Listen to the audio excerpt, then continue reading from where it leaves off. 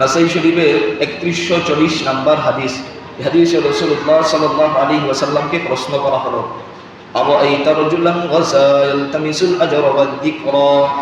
নবীজিকে প্রশ্ন করা হলো, সাহাবারা প্রশ্ন করলেন, ইয়া রাসূলুল্লাহ, ইয়া আল্লাহর রাসূল, এক ব্যক্তি আল্লাহর রাস্তায় জিহাদ করলো, তার উদ্দেশ্য হলো আল্লাহ তাআলার থেকে সওয়াব অর্জন করা আর মানুষের থেকে বাহবা অর্জন করা। মানুষ বলবে লোকটি পালোয়ান, লোকটি শক্তিশালী, লোকটি আল্লাহর রাস্তায় জিহাদ করেছে, এই উদ্দেশ্যে আল্লাহর রাস্তায় এই ব্যক্তি জিহাদ করলো। সাহাবারা বললেন, ফামা লাহু ইয়া রাসূলুল্লাহ, আল্লাহর রাসূল, এই ব্যক্তির প্রতিদান কি? যেই ব্যক্তি আল্লাহ তাআলার রাস্তায় জিহাদ করলো, উদ্দেশ্য হলো বাহবা অর্জন করা, এই ব্যক্তি প্রতিদান কি পাবে? নবীজি বললেন, লা শাইআ লাহু, এই ব্যক্তির জন্য কোনো প্রতিদান নেই, এই ব্যক্তি কিছুই পাবে না, এই ব্যক্তির জন্য কোনো প্রতিদান নেই। ফাআদাহা সালাসা মাররাত, সাহাবারা এভাবে আল্লাহর রাসূলকে 3 বার জিজ্ঞাসা করলেন, আল্লাহর রাসূল, এই ব্যক্তির প্রতিদান কি? প্রথমত নবীজি বললেন, লা শাইআ লাহু, কিছুই পাবে না। আবার জিজ্ঞাসা করলেন, ইয়া রাসূলুল্লাহ, এই ব্যক্তির প্রতিদান কি? নবীজি বললেন, লা শাইআ লাহু, এই ব্যক্তি কিছুই পাবে না। আবার বললেন, ইয়া রাসূলুল্লাহ, আল্লাহর রাসূল, এই ব্যক্তির প্রতিদান কি? নবীজি বললেন, না না, কিছুই পাবে না। কেন পাবে না? নবীজি বলে দিলেন, ইন্নাল্লাহা লা ইয়াকবালু মিন আমালিন ইল্লা মা কানা লাহু খালিসান ওয়া বিতুগিয়া বিহি ওয়াজহু। নবীজি বললেন, ততক্ষণ পর্যন্ত আল্লাহ কোন ব্যক্তির আমল কবুল করেন না যতক্ষণ পর্যন্ত এই ইবাদতটা, এই আমলটা আল্লাহর জন্যই না হয়। বুঝেন? নবীজি বললেন, ততক্ষণ পর্যন্ত কোন ব্যক্তির আমল আল্লাহ কবুল করেন না যতক্ষণ পর্যন্ত এই আমলটা ইখলাসের সাথে না হয়। আর ইখলাস কাকে বলে? বুঝেন, ইখলাস কাকে বলে? আল্লাহ তাআলার খুশির জন্যই করার নাম ইখলাস। এটা মনে রাখবেন। অনেক সময় আমরা পরিভাষা হিসেবে ব্যবহার করি ইখলাসের সাথে আমল করা। অনেক ভাইয়েরা বোঝে না ইখলাস কি, ইখলাস কাকে বলে। আজকে বোঝেন, ইখলাস আল্লাহর জন্যই, ইখলাস আল্লাহর জন্যই, আল্লাহর খুশির জন্যই যে ইবাদতটা হয়, যে কাজটা হয়, এটার নামেই ইখলাসের সাথে হওয়া। ইখলাসের সাথে যদি আপনি দান করেন, ছোট আমল, ছোট দান, আল্লাহ তাআলা এটা বড় নিয়ামত দিয়ে, বড় জাযা দিয়ে দেন। সুবহানাল্লাহ। বুখারী শরীফে 56 নম্বর হাদিস, 5-6, এই হাদিসে রাসূলুল্লাহ সাল্লাল্লাহু আলাইহি ওয়াসাল্লাম বললেন, ইন্নাকা লান তুনফিকা নাফাকাতান তাবতাগী বিহা ওয়াজহাল্লাহ ইল্লা উজিরাত আলাইহা। নবীজি বললেন, কোন ব্যক্তি যতক্ষণ পর্যন্ত দান সদকা করে আল্লাহর খুশির জন্য, ততক্ষণ পর্যন্ত আল্লাহর পক্ষ থেকে তার জাযা দেওয়া হয়। সুবহানাল্লাহ। কোন ব্যক্তি যতক্ষণ পর্যন্ত এটা আমি আল্লাহর খুশির জন্য দিচ্ছি, হতে পারে এটা 1 টাকা, হতে পারে এটা 1 কোটি টাকা, নবীজি বললেন যতক্ষণ আল্লাহর জন্য হবে ততক্ষণেই বান্দা আল্লাহর পক্ষ থেকে প্রতিদান পাবে। নবীজি বললেন, এমনকি হাত্তা মা তাজআলু ফি ফামি ইমরাআ, কোন ব্যক্তি যদি ইখলাসের সাথে আল্লাহর খুশির জন্য তার বিবিকে 1 লুকমা খাবার মুখে তুলে খাইয়ে দেয়, তারও প্রতিদান আল্লাহ দিয়ে দেন। সুবহানাল্লাহ। বুঝেন? ছোট একটা ইবাদত যদি এটা আল্লাহর জন্য হয়, এই প্রতিদানটাও আল্লাহর থেকেই আসবে।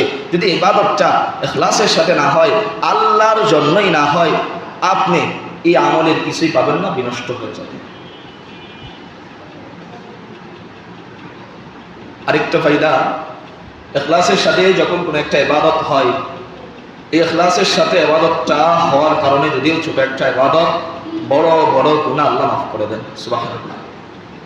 এক বনি ইসরাইলের এক নারী, ব্যভিচারী নারী, সেই কুকুর, পিপাসার্ত কুকুরকে পানি পান করানোর কারণে আল্লাহ তাআলা তার পিছনের গুনাহগুলো মাফ করে দিলেন। সুবহানাল্লাহ। বুখারী শরীফের 3467 নম্বর হাদিস, হাদিসে রাসূলুল্লাহ সাল্লাল্লাহু আলাইহি ওয়াসাল্লাম বললেন, বাইনামা কালবুন ইউতিফু বিরাকিয়াতিন কানা ইয়াকতুলুহুল আতশু ইয রাআতু বাগিয়ান মিন বাগায়া বানি ইসরাঈল। নবীজি বললেন, এক কুকুর কূপের পাশে পিপাসার্ত কুকুর পিপাসায় কাতরায়। নবীজি বললেন, এক কুকুর কূপের পাশে পিপাসায় কাতরায়, এমন অবস্থায় কাতরায় এমন অবস্থায় মারা যাবে। বনী ইসরায়েলের এক ব্যভিচারী নারী এই কুকুরটাকে দেখলেন, দেখে মায়া লাগলো। ফানাযাআত মুকাহা, এই ব্যভিচারী নারী তার মোজা খুললেন, মোজা খুলে মোজাটা পানিতে ভিজিয়ে আনলেন। ফাসাকাতহু, এই মোজা ভিজিয়ে কুকুরকে পানি পান করালেন। নবীজি বললেন এই ইবাদতটা ইখলাসের সাথে হওয়ার কারণে গুফিরাত লাহা, আল্লাহ তাআলা তার গুনাহগুলো মাফ করে দিলেন। সুবহানাল্লাহ।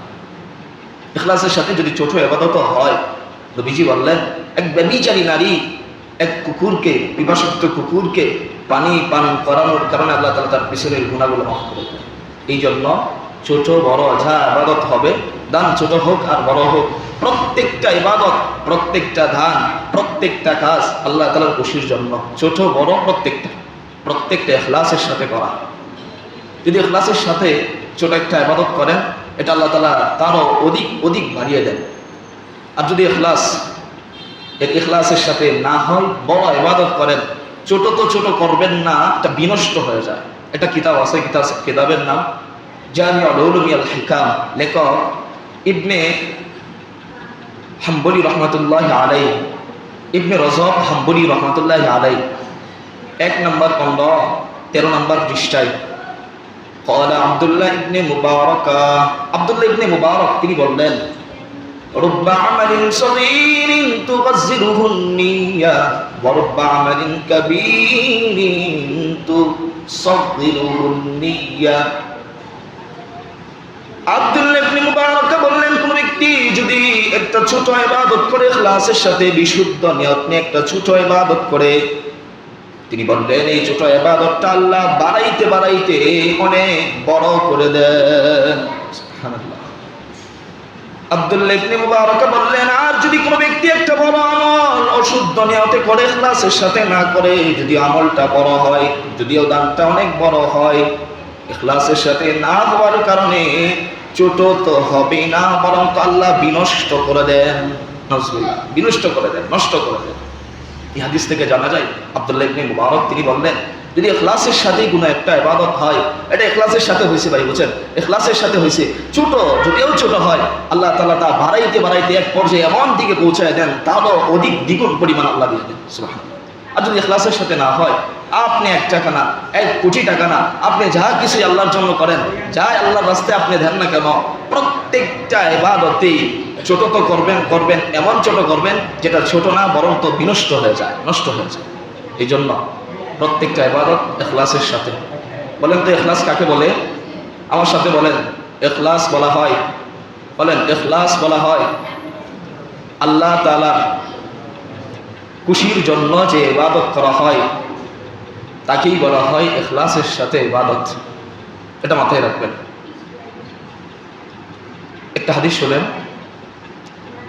মুখে আপনি লা ইলাহা ইল্লাল্লাহ বললেন, অন্তরে যদি আপনার যাররা পরিমাণ আপনার ঈমান থাকে, এর চেয়ে কম ঈমানও যদি আপনার থাকে, এই হাদিস থেকে বোঝা যায় আপনার একদিন না একদিন আল্লাহ তাআলা জাহান্নাম থেকে বের করে জান্নাতে প্রবেশ করাবেন। সুবহানাল্লাহ। শুধু ঈমান যদি সামান্য পরিমাণও থাকে, এটা ঈমান। দেখবেন অনেক ভাইয়েরা আলোচনা করার সাপেক্ষে বলে ফেলে জাহান্নামে যে প্রবেশ করবে, আল্লাহ তাআলা তাকে মনে হয় কোনোদিনও আর জান্নাতে প্রবেশ করাবেন না। তবে এই হাদিসটা স্পষ্ট করে দেয়, না, যদি ঈমান যাররা পরিমাণ ওই ব্যক্তির কলবে থাকে, তাহলে আল্লাহ তাআলা তাকে তার শাস্তি শেষ হওয়ার পর জাহান্নাম থেকে বের করে জান্নাতে প্রবেশ করাবেন। সুবহানাল্লাহ। বুখারী শরীফে 44 নম্বর হাদিস। এই হাদিসে রাসূলুল্লাহ সাল্লাল্লাহু আলাইহি ওয়াসাল্লাম বললেন, قال رسول الله صلى الله عليه وسلم يخرج من النار من قال لا إله إلا الله وفي قلبه وزن شعير من خير।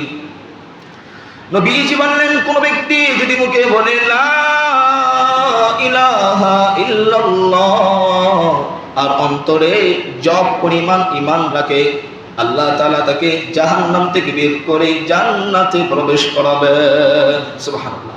যদি জব পরিমাণ, সামান্য পরিমাণ ঈমান আপনার অন্তরে থাকে, আপনি যতই গুনাহগার হন, আপনার শাস্তিপ্রাপ্ত হওয়ার পর আল্লাহ তাআলা আপনাকে জাহান্নাম থেকে বের করে জান্নাতে প্রবেশ করাবেন। তারপর নবীজি বললেন ইয়াখরুজু মিনান নারি মান ক্বালা লা ইলাহা ইল্লাল্লাহ ওয়া ফি কলবিহি ওয়াজনু বুররাতিন মিন খায়র। নবীজি বললেন কোন ব্যক্তি যদি মুখে বলে লা ইলাহা ইল্লাল্লাহ আর অন্তরে গম পরিমাণ ঈমান রাখে, আল্লাহ তাআলা তাকেও জাহান্নাম থেকে বের করে জান্নাতে প্রবেশ করাবেন। তারপর নবীজি বললেন ইয়াখরুজু মিনান নারি মান ক্বালা লা ইলাহা ইল্লাল্লাহ ওয়া ফি কলবিহি ওয়াজনু দাররাতিন মিন খায়র। কোন ব্যক্তি মুখে বলল লা ইলাহা ইল্লাল্লাহ আর অন্তরে অনুপরিমাণ জাররা পরিমাণ ঈমান আছে, নবীজি বললেন আল্লাহ তাআলা তাকেও জাহান্নাম থেকে বের করে জান্নাতে প্রবেশ করাবেন। সুবহানাল্লাহ। এই জন্য মুখে লা ইলাহা ইল্লাল্লাহ বলা, অন্তরে আপনি জাররা পরিমাণ ঈমান রাখা।